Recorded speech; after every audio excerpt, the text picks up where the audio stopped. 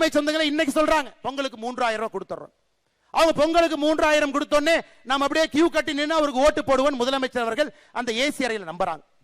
அன்பு சொந்தங்களே, நம்முடைய திராவிட முன்னேற்ற கழகத்தினுடைய ஆட்சி வரும் பொழுது 2021 தமிழகத்தினுடைய ஒரு ரேஷன் கார்டின் மீது 2,04,000 ரூபாய் கடன் இருந்துச்சு.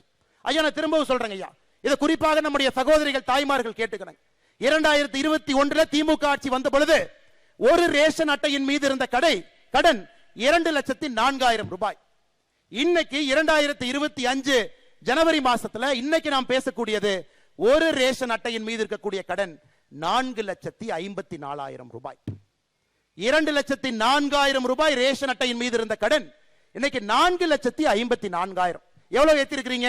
2,50,000 ரூபாய் ஒரு ரேஷன் அட்டையின் மீது ஒரு குடும்பத்தின் மீது கடனை ஏத்திட்டு பொங்கலுக்கு எவ்வளவு கொடுத்தீங்க? 2026 22 0 பொங்கலுக்கு 1 ரூபாய் கொடுக்கல. 2023 எவ்வளவு கொடுத்தீங்க? 1000 ரூபாய். 2024 எவ்வளவு கொடுத்தீங்க? 1000 ரூபாய். 2025 எவ்வளவு கொடுத்தீங்க? 0. 2026 எவ்வளவு கொடுக்கறதா சொல்லிருக்கீங்க? 3000.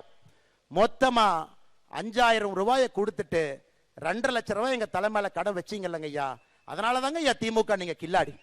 வெறும் 5000 ரூபாயை பொங்கல் என்று சொல்லிவிட்டு கொடுத்து விட்டு 2,50,000 ரூபாய் கடனை ஏற்றி வைத்திருக்கின்றீர்கள்.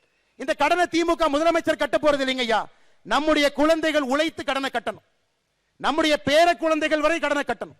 9,74,000 கோடி கடன்.